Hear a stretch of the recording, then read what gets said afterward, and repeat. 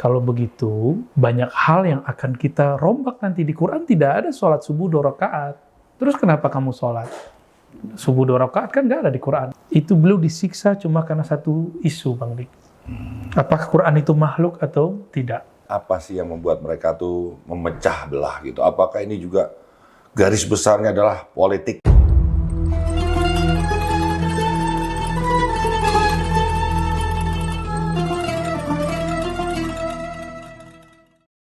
Astagfirullahaladzim. Assalamualaikum warahmatullahi wabarakatuh. Waalaikumsalam warahmatullahi wabarakatuh. Segala puji bagi Allah, Tuhan semesta alam yang memiliki waktu. Waktu itu berjalan dari dulu sampai sekarang tetaplah 24 jam. Tapi kenapa ya yang saya rasakan tahu-tahu sudah sore, tahu-tahu sudah lulus sekolah, tahu-tahu sudah menikah, tahu-tahu sudah punya anak. Bahkan tahu-tahu kita punya penyakit yang sudah dokter katakan ini tidak lama lagi. Yang bahayanya kita juga belum pernah mengaji, apalagi mengkaji. Dan teman-teman semua, kita hari ini tidak sendiri dan kita akan ditemani oleh guru juga sahabat. Beliau ini banyak menguasai tentang ilmu-ilmu yang saya juga banyak belajar dari beliau. Dan tidak lupa juga, salam salawat kita panjatkan kepada Nabi besar kita Nabi Muhammad SAW, beserta keluarga dan para sahabatnya. Insya Allah pada waktunya kita bisa berjumpa dengan beliau dengan seizin Allah.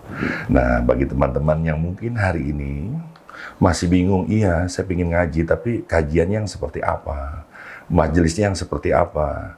Karena kita terdampar dalam kebingungan, dalam kelompok masyarakat yang begitu majemuk.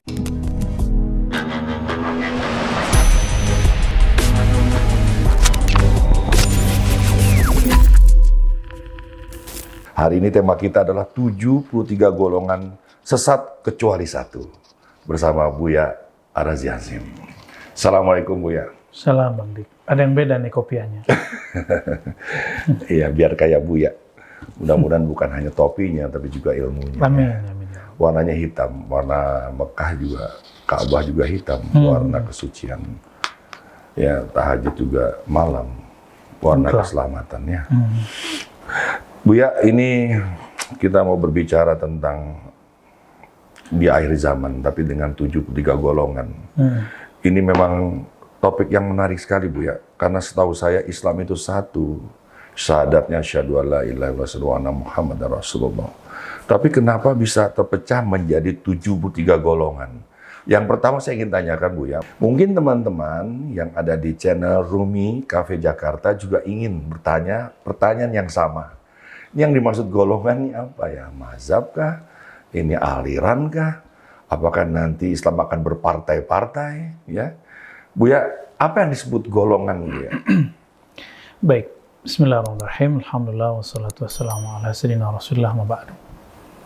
Kata golongan dalam hadis itu disebutkan dengan beberapa istilah. Ada istilahnya millah, ada istilahnya firqah, ada mazhab. Yang dimaksud di sini adalah firqah. Firqah dari kata faraq. Faraq itu artinya perbedaan. Maka Sayyidina Umar disebut Al-Faruq. Karena yang sanggup membedakan antara yang zahir, yang batil, yang gelap, yang terang. Tadi kalau mazhab itu apa, Bu ya? Nah, mazhab itu adalah pemahaman imam dalam mengkompilasi dalil-dalil Quran dan Sunnah dan pemahaman para sahabat tabi'in, lalu mereka susun supaya umat mudah memahami teks. Karena di Quran itu, ini kan belum lama ini ada orang berdebat mengenai, di Quran tidak ada perintah sholat 5 waktu. Ini kan konyol. Jangan begitu logikanya. Quran betul, lagi ramai itu, Bu ya. Ya, Quran itu kitab yang universal, tidak membahas hal yang tafsili, yang rigid. Hukum-hukum tafsili yang rigid, yang detail, itu dijelaskan di dalam fiqih. Nah, fiqih artinya pemahaman. Al-Quran, Sunnah, Ijma', Qiyas, dan beberapa perangkat-perangkat hukum, kemudian dipahami oleh seorang imam, menjadilah sebuah kompilasi. Imam Bukhari pun punya mazhab, tapi mazhabnya mazhab ahli hadis. Yaitu mazhab meriwayatkan. Nah, ini mazhabnya dibilang Maliki, Hambali, Hanafi. Nah, itu mazhab memahami yang diriwayatkan. Mereka gagal faham sebagian dan menganggap di Quran nggak ada tuh perintah sholat 5 waktu. Kalau begitu, banyak hal yang akan kita rombak nanti. Di Quran tidak ada sholat subuh 2 rakaat. Terus kenapa kamu sholat? Subuh 2 rakaat kan nggak ada di Quran. Di Quran tidak ada zuhur 4 rakaat. Jadi kalau kemudian mempertanyakan sholat 3 waktu, 5 waktu, dan segala macam, ini perdebatan fikih, bukan perdebatan tafsir. Tafsir Quran seperti yang reguler kita bicarakan. Ya, ahli fikih pun menafsir, tapi penafsirannya sudah ada koridor-koridornya. Bukankah dalam bab keilmuan kita sudah ada kaedah-kaedah, metodologi, approach. Sama di fikih adalah suatu yang sangat baku, sangat ilmiah, dan sangat jelas, perkembangannya yang jelas. Karena dalam perjalanannya di golongan ini tentu pasti berbeda-beda cara sholatnya juga ya. Iya. Nanti ya. Kita kembali dulu tadi masalah golongan tadi. Golongan inilah yang kemudian dikatakan dalam hadis Nabi, "Sataftariqu ummati ala 73 firqah." Firqah. Sataftariqu akan beriftirak, berfirqah. Bergolongan-golongan. Umatku, ini perkataan Nabi, umatku. Ini ada dalam kitab ini, Bang Dik, At-Tafsir. Ya, jadi ada ya kata-kata itu ya? Ada. Wa tamyizil firqatin najiyah. Pembeda antara firqah, kelompok yang najiyah selamat, anil firaq al-halikin, dari kelompok yang binasa. Nah, Nabi mengatakan akan terpecah umatku menjadi 73 golongan. Kulluha finnar, semuanya akan tersesat lalu masuk neraka, illa firqa wahidah, kecuali satu kelompok. Nah, lalu Nabi ditanya, man hiya ya Rasulullah, siapakah kelompok itu? Ada 2 riwayat. Jangan di situ dulu, Bu ya. Kita step by step. Oke. Ya, nanti selesai dong kalau begitu ya. Kita kasih tahu yang satu itu ya. Karena sebenarnya kan dari 10 kelompok ya, ya dari 10 kelompok yang besar. Ya kayak di sini tercatat ada Ahlussunnah, Awaris, Syiah, Mu'tazilah. Kita jelasin sedikit lah ya. Yang pertama nih Ahlussunnah dulu. Ahlussunnah itu ini yang di hadis yang ditanyakan sahabat itu. Siapakah kelompok itu wahai Rasulullah? Nabi kemudian mengatakan ma ana alaihi wa ashabi. Hadis Imam Tirmizi. Kelompok yang ikut aku disebut Ahlussunnah, wa ashabi disebut jamaah. Ahlussunnah wal jamaah. Gitu. Itu dari situ lafaz Ahlussunnah wal jamaahnya. Nah, Ahlussunnah ini karena dijamin di dalam hadis, maka banyak orang yang mengklaim dirinya Ahlussunnah. Pembuktiannya mudah, Bang Dik. Sanad, silsilah. Dia buktikan bahwa misalnya Bang Dik ini ngaku jadi keturunan Panjalu, Raden. Buktinya nasab. Kalau saya mengaku saya ini pengikut tarekat Naqsyabandi, saya harus punya silsilah tarekat. Saya ngaku pengikut Sidi Ahmad Tijani, saya harus punya sanadnya. Mengaku pengikut Imam Abdul Qadir Jilani, harus ada sanadnya. Sama dalam bab akidah, ngaku Ahlussunnah. Lewat imam siapa? Maka Ahlussunnah ini kemudian ketika berkembang mazhab hadis, mazhab fikih, berkembang juga mazhab akidah. Dikenallah ada Imam Abul Hasan Al-Asy'ari, Imam Abu Mansur Al-Maturidi. Ada satu lagi imam yang terkenal di kalangan ahli hadis namanya Abu Ja'far At-Tahawi. Abu Ja'far At-Tahawi ini yang saya sudah kasih ulasan terjemahan pendek. Bukunya mungkin Bang Dik nanti saya kasih ya. Amin. Imam Tahawi. Ya. Jadi kita berahlussunnah lewat 3 imam ini. Kalau belajar hadis minimal lewat Bukhari, Muslim, Abu Daud, Tirmizi. Ini imam juga. Kemudian kalau belajar fikih lewat 4 imam. Abu Hanifah, Malik, kemudian Ahmad bin Hanbal, Syafi'i, Ahmad bin Hanbal ya. Ahlussunnah yang dimaksud dalam akidah lewat jalur 3 imam tadi. 3 imam tadi ya. Ahlussunnah dalam fikih 4 imam mazhab. Ahlussunnah dalam hadis itu beberapa imam al-hadis yang saya sebutkan barusan. Kelompok yang lain Bu ya. Kedua, Khawarij itu kalau versi yang setelah zaman ini, sezaman dengan orang ini ya. Sezaman atau setelah? Sezaman ya. Ini Imam Isfaraini ada lagi setelah dia namanya, atau sezaman dengan dia namanya Asy-Syahrastani. Dia kitab Al-Milal wa Nihal, saya punya cetakannya. Tebal ini juga Bang Dik, ada yang 2 jilid. Itu menyebutkan khawarij kullu man kharajat. Semua yang kelompok yang keluar dari imamah as-sahihah, kepemimpin yang sahih, pemimpin yang sah. Jadi pemberontak mereka ini. Pemberontak. Nah, ini secara umum oleh Imam Syahrastani. Tapi Khawarij ada penjelasan lebih detailnya. Kelompok yang meletakkan bab furu, cabang, masuk ke dalam bab usul pokok. Oh, ya. Kan pokoknya imam tasdik, iman itu tasdik. Saya percaya. Cabangnya 2, mengikrarkan lalu mengamalkan. Ikrar dan amalan di situ ada pilihan politik. Bang Dik nyoblos, mengikrarkan saya pro fulan. Dan ini dijadikan keberhasilan Khawarij ini mengacaukan sahabat Nabi. Ini kemudian diulang di negeri ini. Di Amerika sempat berhasil, isu-isu yang dipakai oleh buzzer-buzzernya Donald Trump itu sama. Buzzer-buzzer yang kemudian berkembang, saya nggak tahu ini mereka dari mana nih, apakah sengaja mau menghancurin negeri kita. Dari sini ya? Oh. Itu spirit dari Khawarij. Khawarij itu bagi mereka beda pilihan, beda politik, beda iman. Beda iman ya. Nah, hati-hati Bang Dik. Dan itu sudah hampir beda, berhasil. di puncak imannya apa yang perbedaannya gue? Iman kita kan sama, asyhadu an la ilaha illallah wa asyhadu anna Muhammadar Rasulullah. Tapi bagi mereka ini tidak sah kecuali pilihan politiknya sama. Masya. Begitu ya? Kalau dulu kan cuma ada kelompok yang lagi sekarang ditangkap Jemaah Islamiyah misalnya. Ini kan kelompok yang mereka ingin buat negara sendiri. Kalau ini enggak, dia di dalam lebih parah lagi. Beda pilihan, beda iman. Beda pilihan nggak usah disolatin. Kayaknya pernah berhasil mereka itu di negara berhasil, ini ya. Dan itu berhasil. Menjatuhkan salah satu pemimpin lah. Kita nggak tahu siapa itu ya. Kalau Syiah?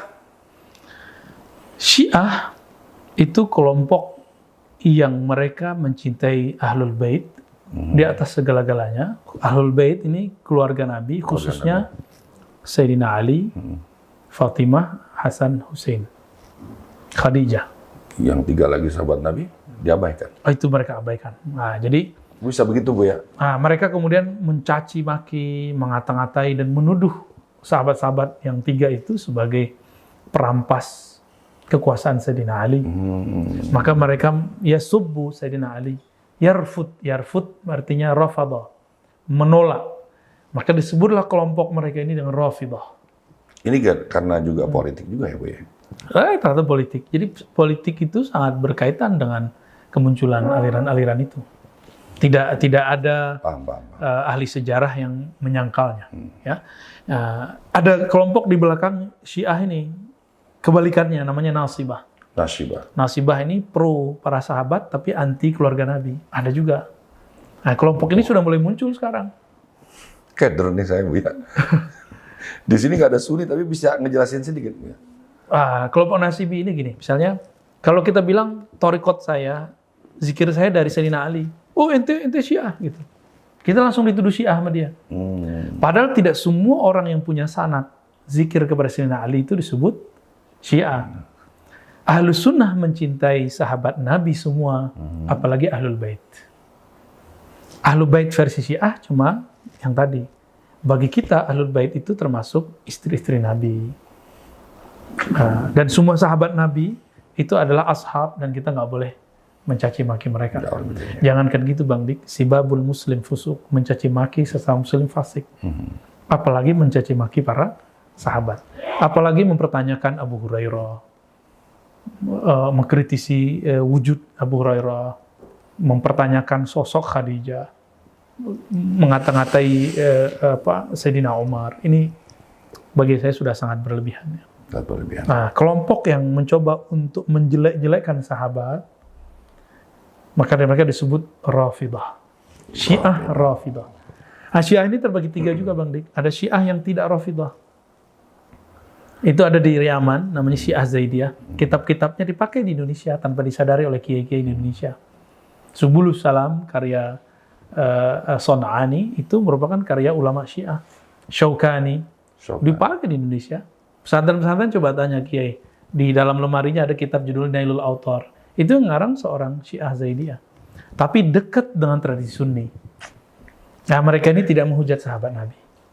Mereka cinta kepada Sayyidina Ali dan memuliakan Sayyidina Ali di atas Sayyidina Abu Bakar, tapi tidak mencaci Sayyidina Abu Bakar, Umar, Utsman. Nah, mereka disebut dengan Syiah Zaidiyah. Mereka masih dianggap bagian separuh diri mereka itu Ahlussunnah. Gitu. Ya. Teman-teman, ini kalau belum paham, pause, ulang aja, ya. Karena saya juga bingung. Enggak, saya juga bingung dengan beliau. Beliau ini mungkin belum keluar negeri belajar di mancanegara, baru di alam Jabarut Al-Ciputat ya. Tapi menguasai semua ini seolah-olah dia pernah tinggal lama di situ. Luar biasa. Buya, ini kan ada 73 golongan, kita tidak mungkin menjelaskan satu persatu. Dari kelompok yang besar 10 ini, ada juga Murji'ah. Murji'ah itu sekarang boleh disebut liberal. Kebalikan Khawarij. Kalau Khawarij itu persoalan politik yang merupakan cabang, bukan urgen, itu ditaruh di bab iman, bab pokok iman. Maka beda politik, beda iman. Kalau Murji'ah kebalikannya. Selonggar-longgarnya Bang Dik. Orang maksiat, orang bahkan menyembah berhala selama di kolbunya tidak menyembah kecuali Allah. Jadi maksiat boleh-boleh aja, yang penting suka sama suka. Oh, enak bener. Ya gitu. Mereka ini suka a priori, suka ya boleh saya sebut memain-mainkan ayat-ayat Allah lah. Suka ngancem-ngancem, suka nggak takut sama neraka, nggak mengindahkan surga. Jangan-jangan ini kelompok panitia surga neraka bukan yang bener. Kalau yang panitia surga tuh Khawarij. Khawarij itu ya. Kalau ini lawannya. Lawannya ya. Lawan yang ngejekin panitia surga, ini dia Murji'ah. Karena ini kebalikannya. Kebalikannya dia. Iya. Ya, itu banyak juga sekarang tuh yang mempertanyakan sholat 3 waktu atau 5 waktu itu jangan-jangan masuk Murji'ah itu. Murji'ah ya. Sekarang mungkin disebut neoliberal. Ya, ini udah 4 ya. Mu'tazilah. Mu'tazilah ya, i'tazala ya'tazil artinya yang menjauh. Mu'tazilah itu dulu didirikan oleh Wasil. Mana, Bu, ya? Nah, ini yang mau saya jelasin. Jadi Hasan Al-Basri, murid Sayyidina Ali, Imam Ahlussunnah, dia menjelaskan satu persoalan mengenai surga neraka. Lalu tiba-tiba ada orang bertanya, nguji dia, namanya Wasil bin Atha. Lalu Sayyidina Hasan Al-Basri agak loading menjawabnya, karena beliau sedang berpikir mau dijawab begini atau begini. Belum selesai, belum menjawab, sudah kemudian pertanyaan itu dijawab sendiri oleh orang ini, dan dia merasa lebih pintar dari gurunya. Pertanyaan apakah, Bu ya? Tentang mengenai status orang yang mati, dia beriman, bermaksiat, mati sebelum tobat. Di mana posisinya? Bagi Wasil ibn Atha, si penanya, dia akan berada di situ manzilah. Ya, statusnya bukan mukmin, tapi juga bukan kafir. Statusnya bukan mukmin, bukan kafir. Nah, ini manzilah itu posisi status. Mukminkah dia? Dia bermaksiat. Kafirkah dia? Loh, dia beriman. Terus apa dong? Ya sudah, antara iman dan kufur. Wasil bin Atha ini kemudian punya ajaran baru yang tidak pernah ada di zaman Nabi, namanya al-manzilah baina manzilatain. Manzilah, posisi, status yang bukan mukmin, bukan kafir. Tapi bagi pengikut Wasil setelah itu, mereka ini kekal di neraka. Gitu. Nah, Mu'tazilah ini, mereka kemudian merumuskan apa yang disebut usul khamsah, 5 pokok ajaran mereka. Saya pernah mengajarkan kitab ini 2 kali tebal ini, Bang Dik, waktu di kampus, membedah kitab Mu'tazilah. Apa yang 5 pokok itu ya? Salah satunya itu, Al-Manzilah baina manzilatain. Ada banyak, Bang Dik, ada tauhid, jadi tauhid itu pertama mempopulerkan mereka, istilah tauhid. Tauhid ya. Bukan Wahabi belakangan, Salafi belakangan. Dulu mereka memframing dirinya sebagai ahlu tauhid. Dengan cara menolak sifat-sifat Allah yang tertulis di Quran, lalu mengartikan makna yang lain. Alasannya ingin membersihkan Allah. Allah kan nggak perlu dibersih-bersihkan. Pikiran kita yang perlu dibersihkan untuk memahami Allah. Al-Mu'tazilah ini, Kemudian dirumuskan oleh seorang yang hidup di zaman belakangan. Dia menulis kitab judul Syarah Ushulul Khamsah. Judul kitabnya Syarah Ushulul Khamsah, orangnya bernama Al-Qadhi Abdul Jabbar. Sayangnya dia bermazhab Syafi'i, tapi akidahnya bukan akidah Asy'ariyah, Ahlus Sunnah. Akidahnya adalah akidah Mu'tazilah. Maka belakangan oleh Imam Subki dikatakan hampir semua Syafi'iyah itu Ahlus Sunnah kecuali sekelompok kecil, itu maksudnya dia. Di situ saya melihat Mu'tazilah ini 11-12 dengan Khawarij. Sama-sama meneraka-nerakakan orang. Dan di zaman Imam Bukhari punya guru namanya Ahmad bin Hanbal, itu beliau disiksa cuma karena satu isu, Bang Dik. Apakah Quran itu makhluk atau tidak? Beliau nggak mau jawab iya atau tidak, disiksa, dipenjara, ditelanjangi, bahkan temannya digantung, disalib. Imam Ahmad bin Nasr. Jadi Mu'tazilah ini katanya menjadikan akal sebagai sumber pertama. Jadi kalau kita kan sumber pertama kita Al-Quran, Sunnah, Ijma', Qiyas. Kalau dia akal, Alkitab, Sunnah, Ijma'. Dibalik, kalau kita kan akal itu kita taruh di bab Qiyas. Qiyas itu analog. Permisalan. Mereka jadikan akal sebagai sumber. Kita enggak. Akal itu alat untuk memahami kitab dan sunnah, bukan sebagai sumber. Itu perbedaan Ahlus Sunnah dengan mereka, ya. Wallahu a'lam. Apa lagi? Enggak nih, pantesan Buya ini kalau menjelaskan sesuatu yang nampak sulit jadi mudah, ternyata Buya udah mempelajari ilmu analogi juga ya. Ya Allah, teman-teman, ini bukan berarti saya udah ngerti nih. Saya di sini orang yang beruntung aja.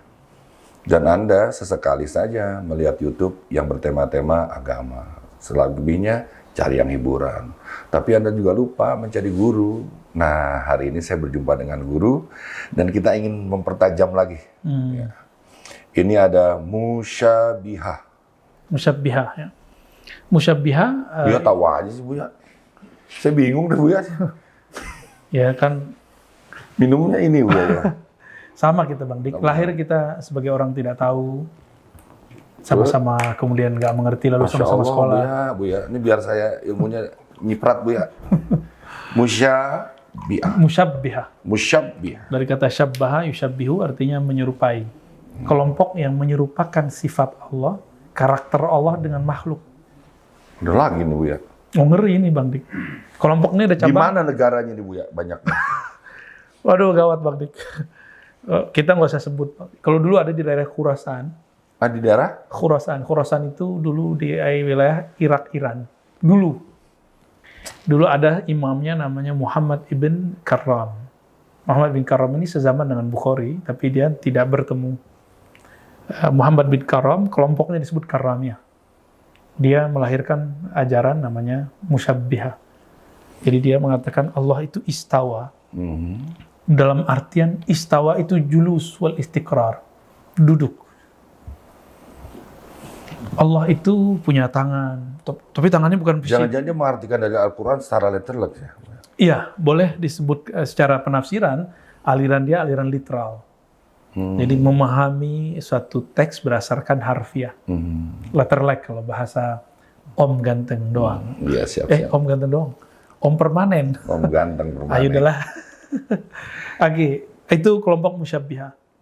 Nah, ajaran dia ini, karena dia juga seorang periwayat hadis, dikira ajaran dia itu ajaran ahli hadis. Ternyata dia kelompok yang menjisimkan Quran Allah, ya, menjisimkan Allah, membendakan Allah, menyerupakan karakter Allah dengan karakter makhluk.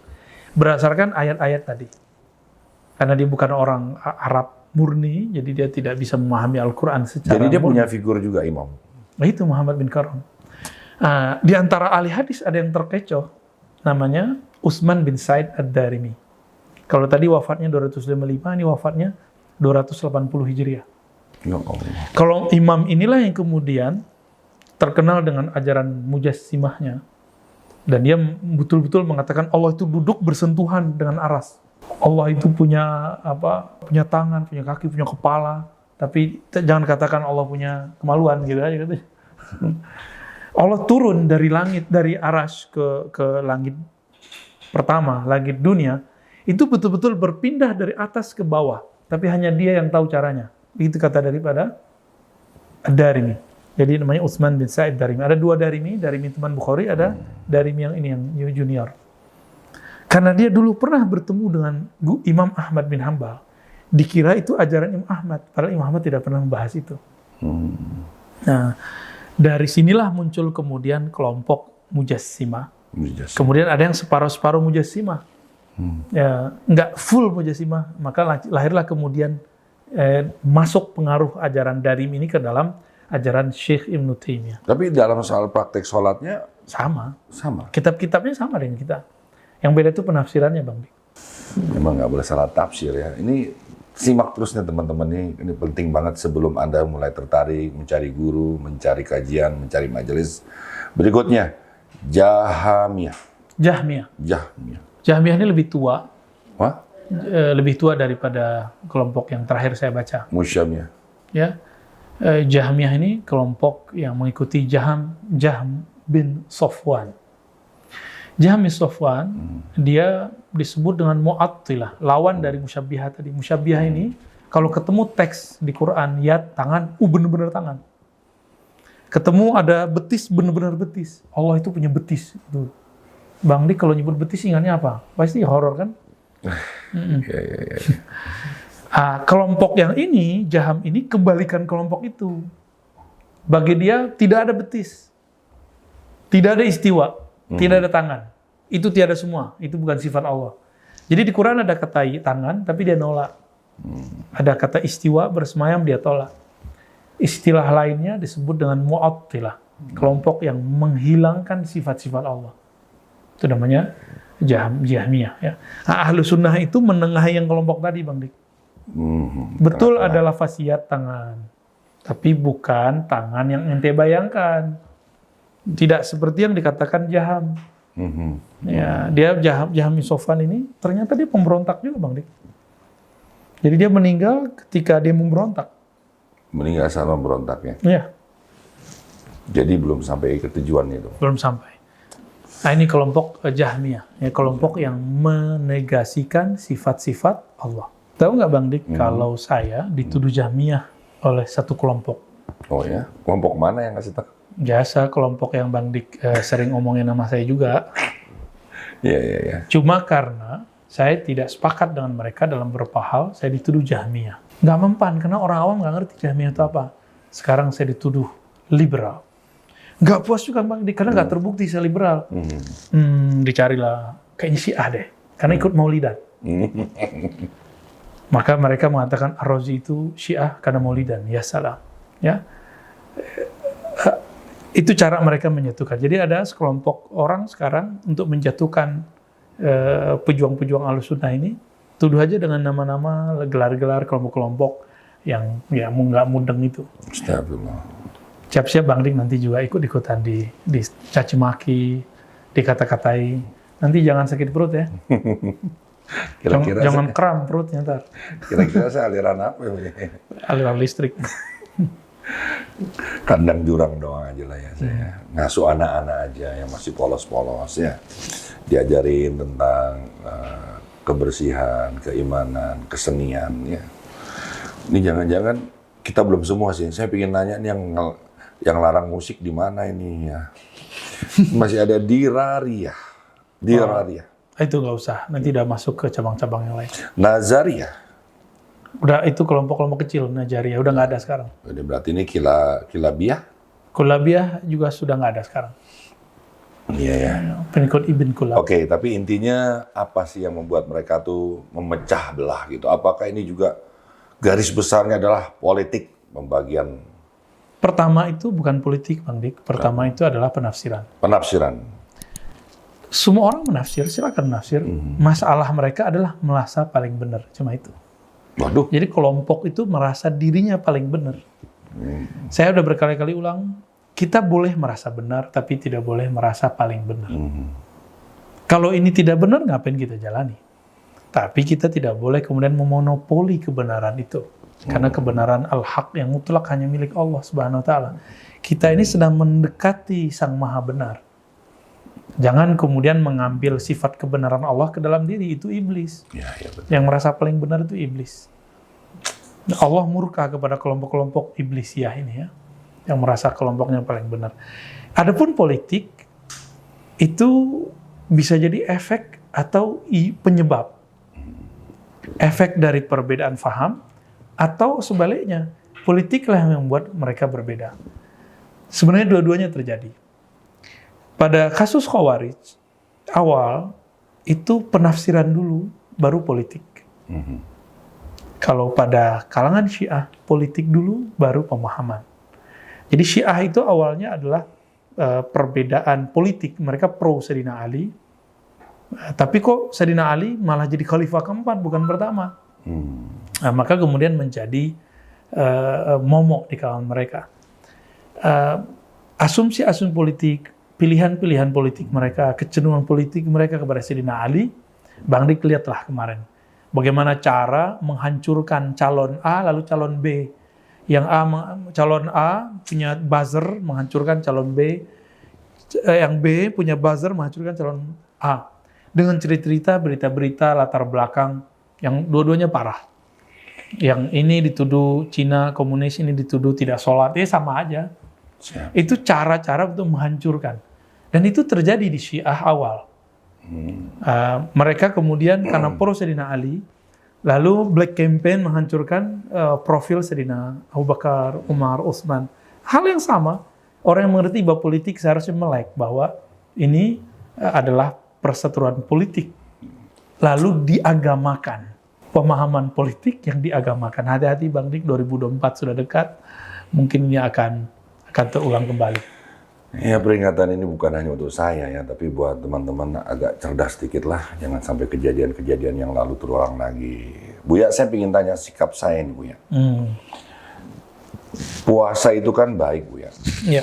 Bahkan berat bagi sementara orang yang mungkin punya kebiasaan merokok dan ngopi gitu ya. Berarti di situ aja dia bisa nggak makan tuh ya. Tapi saya pikir puasa anak-anak juga puasa ya. Ini ada pertalian dengan tadi merasa dirinya paling benar. Tapi ternyata ada yang lebih berat dari puasa makan dan minum, Bu ya, yaitu puasa kebenaran. Jadi kita tidak salah, disangka salah.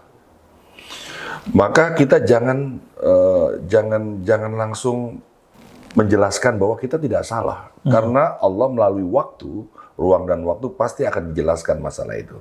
Nah, orang yang tidak merasa dirinya bahwa dia juga nggak salah, tapi dia malah mencurigai, jangan-jangan kebenaranku ini merupakan pembenaran. Dia mencurigai dirinya sendiri.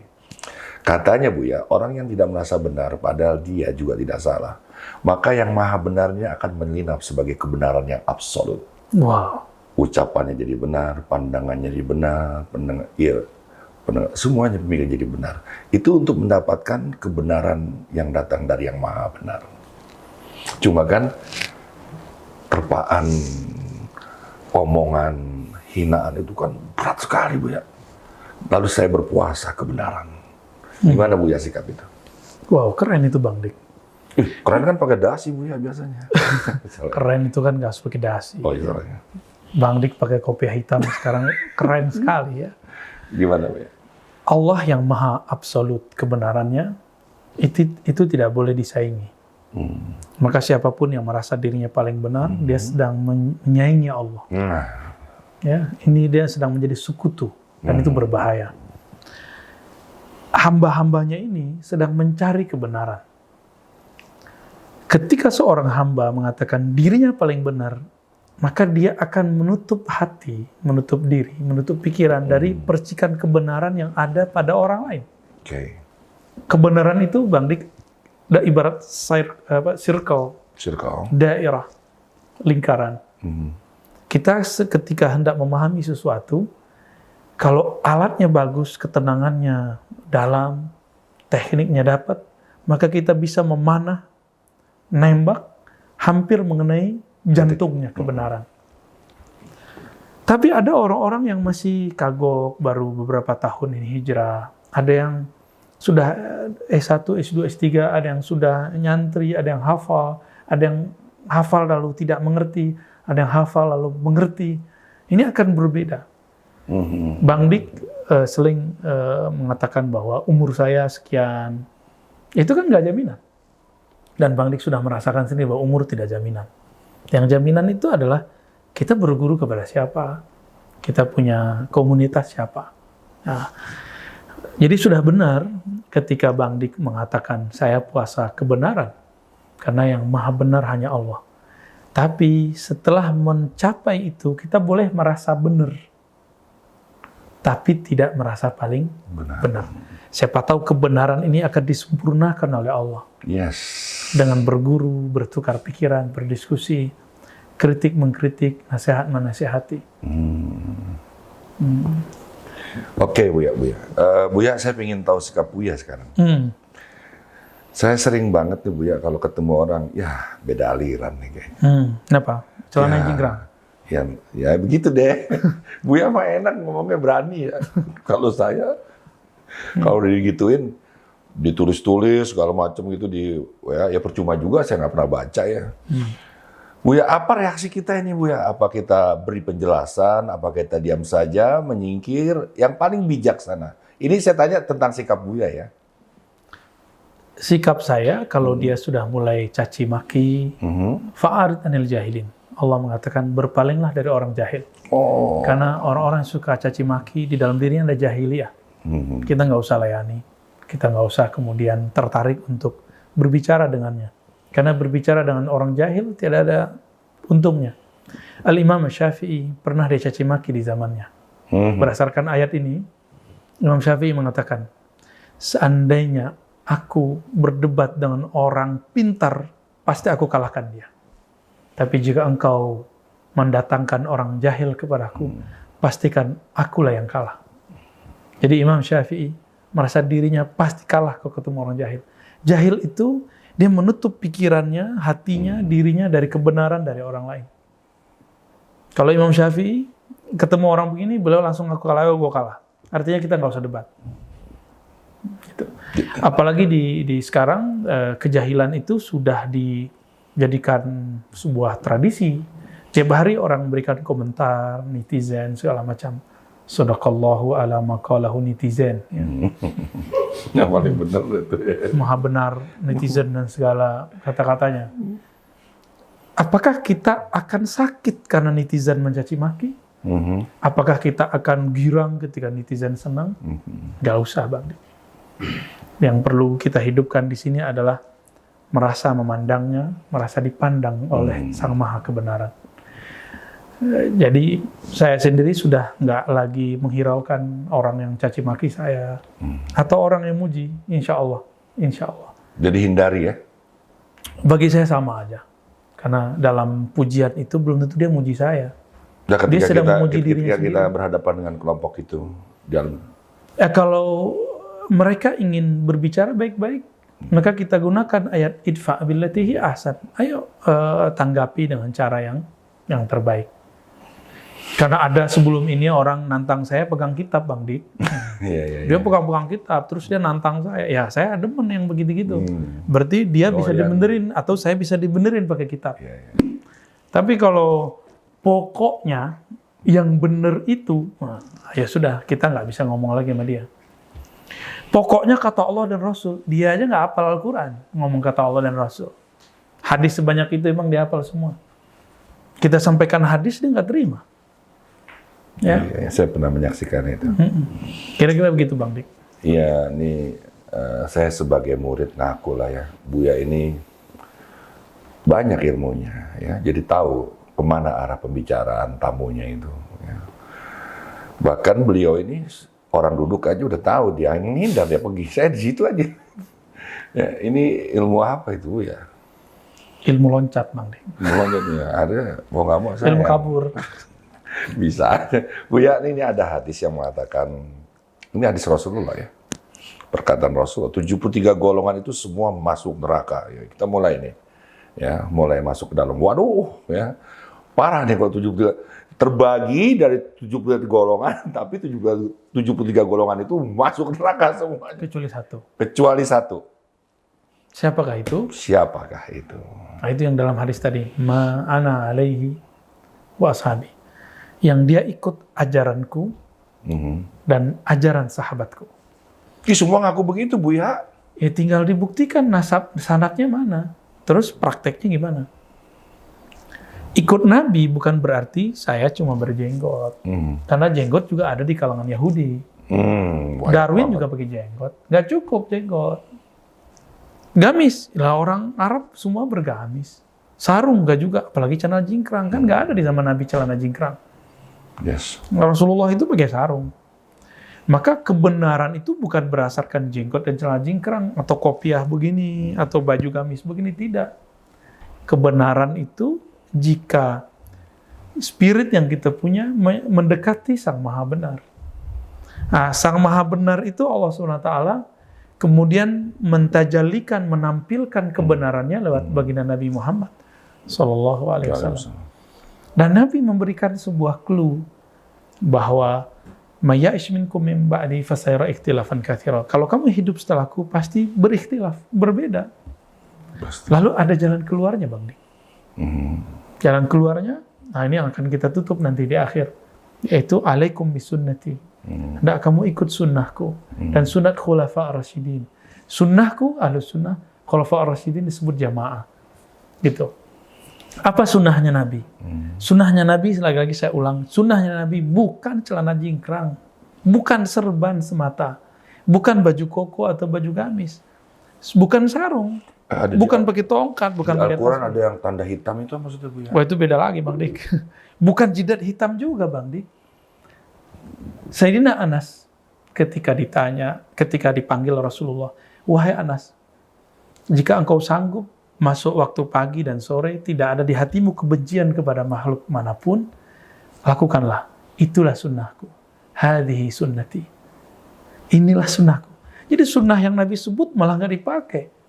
Baru pakai celana jingkrang, baru mengharamkan musik, baru berjenggot, sudah berani kemudian menyalahkan kiai yang sudah membangun pesantren puluhan tahun.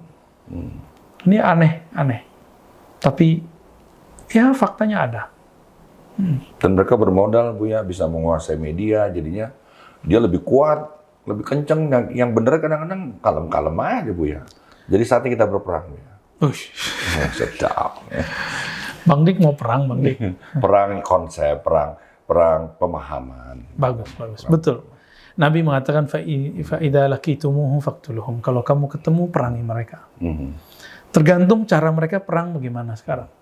Beberapa tahun yang lalu saya sering ngajak kawan-kawan yang ahli sunnah, ayo kita buat media seperti mereka. Oh, mahal. Ya, modal dikit dong. Kan antum punya jamaah.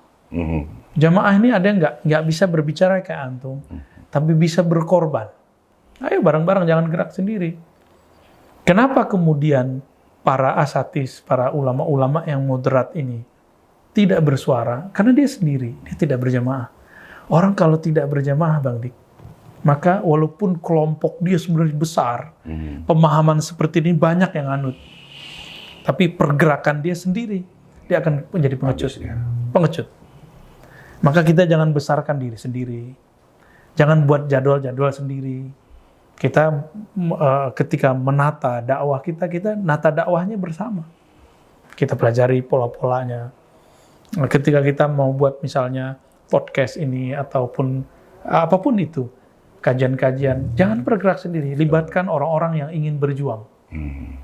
Nah, Buya, tapi saya juga dengar ini isu apa kenyataan ya, Buya, ketika Palestina diserang oleh Israel, Yahudi punya strategi bahwa gimana caranya? Kita lihat aja sholat subuh jamaahnya. Kalau sedikit, tandanya kampung itu tidak kompak. Maka ketika mengetahui tentang barometer itu, habislah Palestina. Apakah itu benar berlaku juga, Bu ya, buat kita? Ya, itu kan kalam seorang pendeta rahib Yahudi mengenai Al-Quds. Kalau di Al-Quds subuhnya seperti Jumatan, umat Islam berarti sudah bangkit. Subuhnya seperti Jumatan. Bang Dik pernah ke Palestina kan? Benar. Subuhnya gimana? Ya nggak sebanyak sholat Jumatnya. Karena sholat Jumatnya juga kayaknya DKM di sana berjanji tidak ada yang di masjid masing-masing, semuanya sholatnya di Al-Quds gitu ya. Ramai sekali kalau Jumatannya, Bang Dik. Iya. Berbeda dengan ketika subuh. Subuh itu kebanyakan tamu. Iya betul Bu ya. Tamu terus orang tua-tua. Orang muda-muda tidak. Kemarin waktu bulan puasa kemarin terjadi konflik kan, masih ingat? Itu tarawihnya rame, terutama pas nuzul Quran. Itu kemudian jadi konflik. Jadi ini jangan salah paham. Kemudian kita buat gerakan subuh karena kata-kata Yahudi ini. Ini kesalahan pergerakan subuh di zaman sekarang. Meramaikan subuh karena perkataan si rahib, si pendeta, si rahib Yahudi. Jika umat Islam, ini umat Islam di Al-Quds maksudnya. Antum mau ramai-ramai subuh di Indonesia, nggak ngaruh ke Al-Quds. Yang dimaksud oleh si rahib itu adalah, jika subuh di Al-Quds, seperti Jumatan, kita kalah. Gitu. Bukan di Jakarta, di kandang jurang, nggak ngaruh, atau di Cafe Rumi, enggak, bukan itu. Jadi kita ini jangan-jangan subuhnya juga nggak tulus.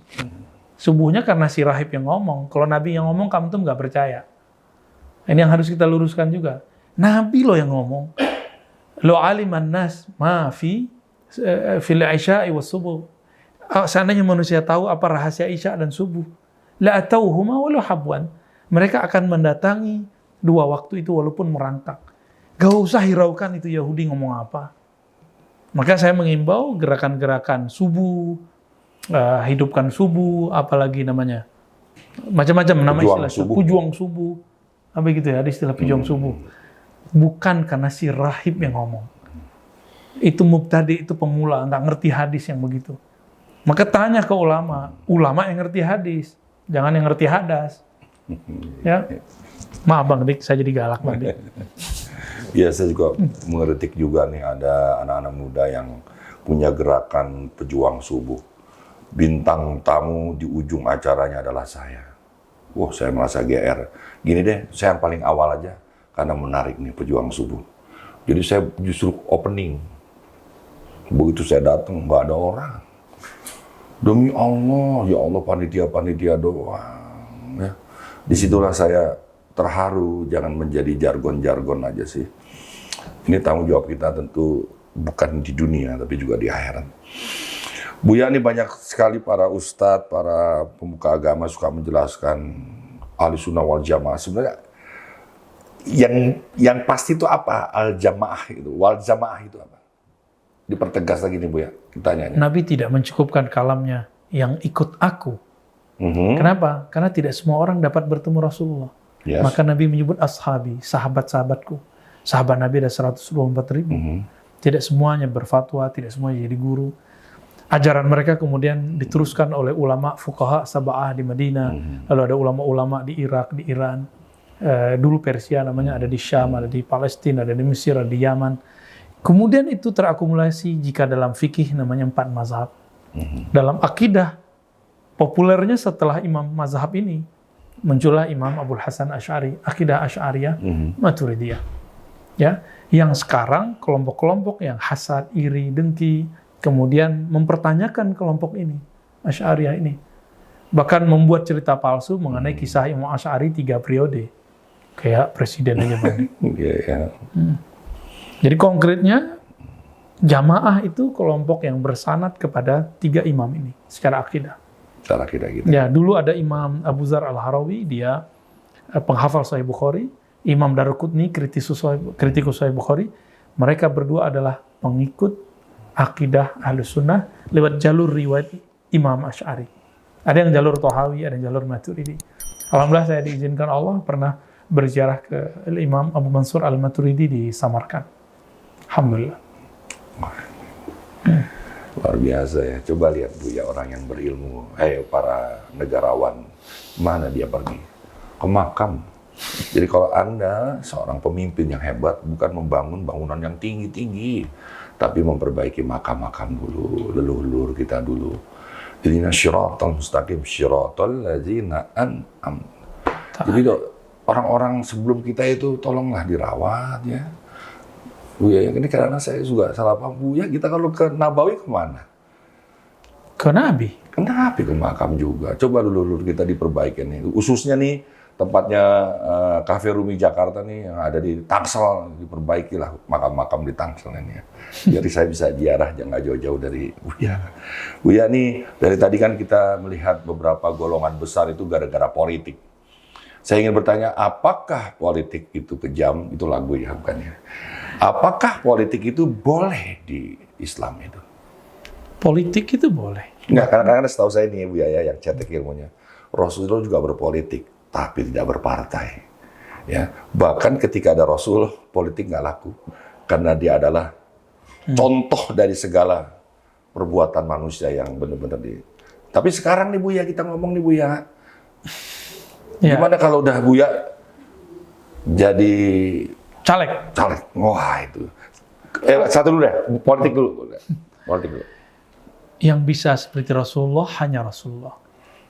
Ketika sahabat Nabi ingin seperti beliau, mereka berbeda penafsiran. Nabi wafat, sudah muncul dua partai. Muhajirin, Ansar. Orang-orang Ansar karena merasa pribumi, mereka mengangkat seorang sahabat yang dulu pernah dikirim Nabi menjadi diplomat. Kemudian Abu Bakar datang, Abu Bakar baru pulang. Dia sowan kepada Rasulullah sudah wafat, dicium keningnya, lalu datang ke tempat Umar yang sedang berkonflik dengan orang-orang Ansar, Umar Muhajirin. Abu Bakar kemudian membacakan sebuah hadis, Al-Aimah min Quraisy. Imam itu harus dari Quraisy, bukan dari Ansar. Maka orang Ansar karena yang berkata Abu Bakar, bukan Umar, maka semuanya mundur, bahkan yang tadi sudah diangkat menjadi pemimpin pun ngambek dikit 40 hari. Habis itu dia ikut bayat kepada Abu Bakar. Ya sedih lah Bang Dik, udah diangkat atau diturunin. Ada pergesekan itu, tapi dua partai, Muhajirin, Ansar. Rasulullah tidak ada partainya. Dulu cuma hanya Nabi, musuh Nabi. Kemudian ini terjadi lagi. Abu Bakar, Umar ini kan satu paket. Di masa Umar mau wafat, maka beliau menghidupkan apa yang disebut Ahlul Halli wal Aqdi, perwakilan. Kayak MPR di zaman Soeharto dulu. Ada perwakilan dan mereka kemudian mengusulkan calonnya untuk maju. Jadi tidak pemilihan langsung, tapi pemilihan dari perwakilan itu. Muncullah Sayyidina Utsman.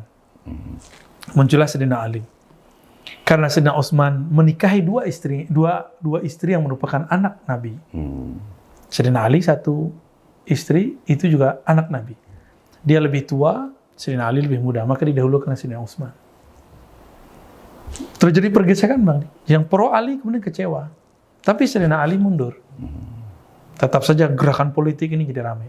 Walhasil Sayyidina Utsman pun kemudian terbunuh. Di rumahnya sendiri lagi baca Quran. Ya, kemudian muncullah gejolak. Sayyidina Utsman ini meninggal, lalu pro Sayyidina Ali. Calon yang lain tidak ada yang kuat. Tolha Zubair sudah lemah. Mereka kemudian membayat Sayyidina Ali. Tapi Tolha Zubair kemudian berpikir lagi. Kayaknya ada nggak benar nih. Kapan mereka membayat Sayyidina Ali? Di saat semua sahabat-sahabat utama yang pro Utsman sedang haji dan umrah. Ini betul-betul intrik-intrik politik di masa sahabat itu sangat-sangat luar biasa. Pembunuhan Sayyidina Utsman itu dari tanggal 1 Zulhijjah sampai tanggal 10. Antara itu. Itu sahabat semuanya sedang haji umrah. Semua gubernur-gubernur yang ada bersama Utsman ikut Utsmannya di Madinah. Kecuali satu gubernur namanya Muawiyah. Dia tidak ikut umrah, maka dia tidak ikut berpolemik saat itu.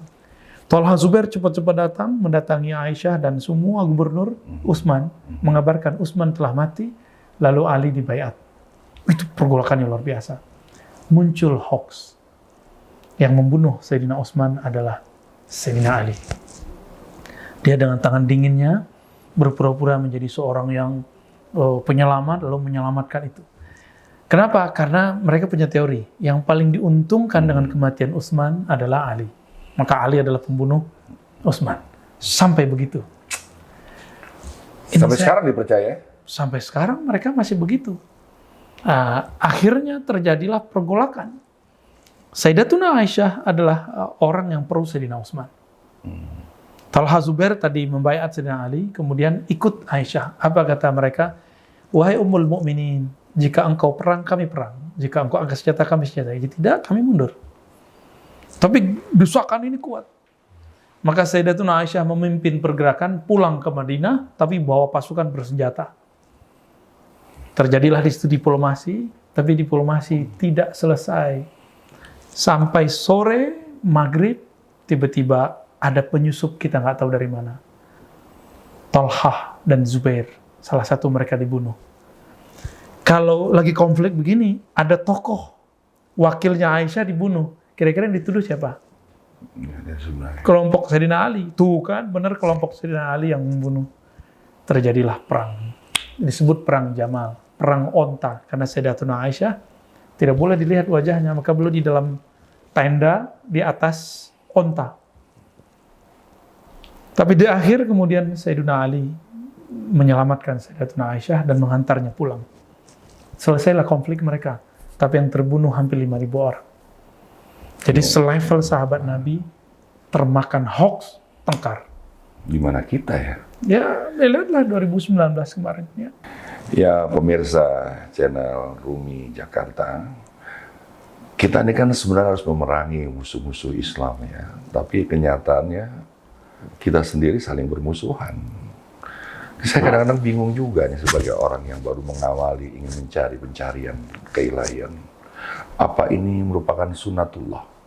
Jadi jawab dulu ya. Karena saya pernah ke salah satu masjid, Baki atau gimana, ada air mancur di situ Bu ya.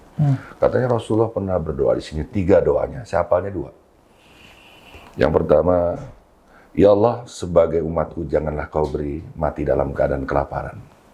Diain tuh Bu ya, makanya saya bingung juga kalau ada orang Islam kelaparan, pasti dia tidak mengikuti teladan Rasulullah. Bukan begitu Bang Dik. Jangan hancurkan umatku karena kelaparan. Maksudnya, iya, pada berpaling dari agamanya. Bukan. Dulu ada satu umat hancur, hilang dari permukaan bumi karena kelaparan. Mati semua. Bukan Ethiopia ya? Enggak, itu dulu, di zaman dulu. Kalau sekarang paling cuma paceklik beberapa saat, tapi tidak membuat semua umat hancur. Enggak. Oke, berarti Buya menguasai ilmu ini. Pas nih berarti saya tanya nih. Yang kedua, Islam tidak akan pernah, satukanlah, ya Allah. Jangan hancurkan umatku karena tenggelam. Seperti kaum Sodom tenggelam. Nah yang ketiga. Yang ketiga ini persatukanlah, tapi tidak dijawab ya Allah. Ya, itu hadis Muslim, hadis sahih. Benar ya. Itu di masjid apa Bu ya, di Al-Mansur apa? Saya bingung. Ya, itu diperdebatkan tempatnya, cuma yang pasti Nabi sedang duduk di mimbar atau sedang doa di mimbarnya Masjid Nabawi. Ya. Berarti Bu ya, kalau di sunatullah gimana sikap kita Bu ya? Nah, ini yang perlu kita jelaskan Bang Dik, bahwa jangan sok-sokan ingin menyatukan umat. Tidak ada. Tidak ada rumusan yang berujungnya hanya perkelahian. Nggak ada. Ya. Bahkan kita yang menyatukan pun akan ikut menghancurkan persatuan itu sendiri. Yang ada itu adalah kita mengislah. Islah itu adalah kedamaian dalam perbedaan. Kedamaian dalam perbedaan. Akhawaikum. Ya. Innamal mu'minuna ikhwah fa'aslihu. Ya. Orang beriman itu bersaudara, maka islahlah. Fa'aslihu. Maka islahlah antara dua akhawaikum, saudara kamu. Masya Allah, jadi kita Bu ya. Tugasnya cuma mengislah Bakti, bukan menyamakan orang, menyatukan orang. Cukup mengislah dia. Tidak membanding-bandingkan, tidak menyamakan. Enggak usah. Misalnya kita konflik Bang Dik. Tugas Bang Royal itu bukan menjadikan Bang Dik jadi saya jadi Bang Dik, bukan. Tapi buat kesadaran agar saya memahami logika Bang Dik, bahwa Bang Dik tuh enggak maksudnya nyinggung saya misalnya. Sama, nanti saya juga begitu. Kira-kira begitu. Jadi ketika kita mengislah, yang dilakukan adalah menyamakan frekuensi asumsi, bukan menyamakan pendapat pribadi. Ada suatu tema, kita pasti berbeda. Pasti berbeda. Tapi kita sepakat untuk berbeda. Jadi ini adalah obatnya perpecahan. Ya, itu islah. Saya menganjurkan semua dai, semua pergerak yang tadinya ingin menyatukan umat. Coba baca-baca surah Al-Hujurat. Diulang-ulang, dibaca-baca kembali. Bahwa tidak ada namanya persatuan. Umat tak ada. Yang ada namanya islahul ummah. Makanya doa yang diberikan oleh Sayyidina Al-Khidir adalah Allahumma ansur umat Muhammad. Ya Allah bantu umat Muhammad. Allahumma aslih umat Muhammad. Ya Allah islah umat Muhammad. Bukan satukan. Nggak ada doa begitu. Nabi aja nggak bisa. Terus ente mau coba. Siapa kita mau coba-coba menyatukan umat? Saya makanya atas kesadaran itu kita kemudian mengedepankan ajaran Ahlus Sunnah karena sejauh ini Ahlus Sunnah inilah yang mau merangkul, mengislah. Di luar Ahlus Sunnah saya nggak ketemu yang mau merangkul. Kalau Ahlus Sunnah yang kemudian dominan, itu kelompok lain bisa hidup. Tapi terjadi perdebatan sehat gitu. Berdebat dengan Syiahnya sehat, berdebat dengan kelompok kebatinannya sehat, berdebat berbeda politiknya pun waras. Cuma karena beda coblosan terus nggak mau nyolatin waktu meninggal kan itu aneh. Lama lagi udah mau periodenya ganti masih aja dendam Buya ya. Buya ini mungkin ada kalimat-kalimat akhir dari sebuah hikmah agar teman-teman di channel Rumi Jakarta sadar nih kita ini sudah di akhir zaman gitu. Nggak selesai perdebatan. Aduh, Buya mohon izin Buya. Sebagaimana umat itu hanya bersatu di zaman Rasulullah, maka nanti akan hanya bersatu lewat pewaris mutlaknya yaitu Al-Imam Al-Mahdi. Jadi dalam rangka menyongsong kemunculan yang akan diislahkan di hadisnya yuslihuhullahu fi lailah. Allah akan islah dia. Baru dia bisa mengislah umat. Bang Dik udah diislah Allah belum? Itu dia. Kan nggak bisa. Kita harus diislah dulu kalbu kita, ruh kita oleh Allah. Baru kita bisa mengislah umat. Lewat riyadhah, latihan, mujahadah. Bukan lewat gelar LCMA, doktor, buya, kiai, enggak. Itu gelar tidak dapat mengislah umat. Yang dapat mengislah umat adalah orang-orang yang ruhaninya mewarisi ruhani rahmatan lil alamin. Ini bukan rahmatan lil muslimin, Bang. Jelas bukan, tuh ya. Rahmat bagi alam semesta, bukan muslimin. Bukan satu kelompok. Untuk orang tarekat doang, satu tarekat doang. Atau satu kelompok doang. Enggak. Ini bagi alam semesta. Kolbu yang begini itu cuma kolbu Al-Imam Al-Mahdi. Karena kolbu beliau yang mewarisi kolbu Nabi. Kita ini syukur-syukur terpercik cahaya itu, sehingga kita mulai mengislah umat. Umat, baik umatul dakwah, umat yang belum Islam, atau umatul muslimin, umat yang sudah Islam. Jadi semua itu adalah umat Nabi Muhammad. Muslim, non-muslim, semuanya adalah umat Nabi Muhammad Sallallahu Alaihi Wasallam. Dan mereka berhak dapat kasih sayang dari Allah, kasih sayang dari Nabiullah, sebagai kasih sayang dari kita. Ya. Maka saya mengajak, mari sebarkanlah ajaran kasih sayang ini. Ajaran rahmatul alamin. Itulah obat dari semua perpecahan itu. Masya Allah, luar biasa. Senang ya melihat apa yang dikatakan Buya. Ilmunya semua telah dikuasai. Apakah pemimpin-pemimpin yang sekarang ini mengerti apa yang dimengerti Buya? Jadi ini pertanyaan akhir dan paling akhir adalah, andai Buya terpilih menjadi Bupati Sawangan. Nggak minat, Pak Dik. Ya kalau Buya yang menguasai ilmu ini nggak minat, dipilih lagi sama orang-orang yang nggak paham. Ini andai Buya. Sudah tidak ada lagi, saya begini kalau dipilih Buya, ya kan? Saya hanya memperhatikan janda-janda aja, ya kan? Buya, sikap kita kalau udah pasti Buya pingin, saya tidak ingin berpartai, karena nanti saya akan memperhatikan partai, mencukupi partai. Andai Buya tidak terpilih karena partai, Allah yang menghendaki.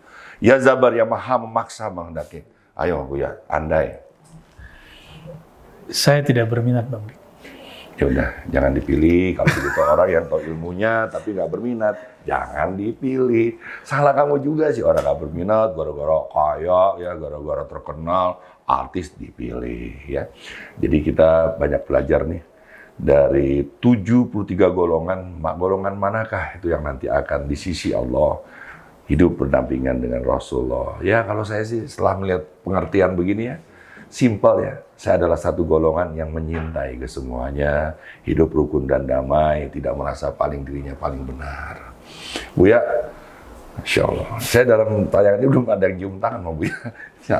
Allahumma sholli ala, Allahumma sholli ala. Makasih teman-teman. Ya udah deh, jangan nonton YouTube melulu ya, kecuali channel Rumi Jakarta. Ya, Anda yang paling penting itu adalah cari guru juga, turun dong darat, jangan di dunia maya terus, ya, karena ini butuh sanatnya. Ya. Baik Bu ya, terima kasih, saling memaafkan dan saling mendoakan. Tolong di share, ya, subscribe, ya, terus di share, di like, and comment. Ya. Saya Dik Doang, mewakili seluruh kerabat kerja yang bertugas, yang megang payung dan megang tripod, juga kamera dan penulis naskahnya. Saya bersyukur Anda ini orang-orang yang sebenarnya rendah hati, sehingga saya yang tidak pandai apa-apa terpilih menjadi pembawa acara ini. Saya ucapkan terima kasih. Wabillahi taufiq walhidayah. Assalamualaikum warahmatullahi wabarakatuh.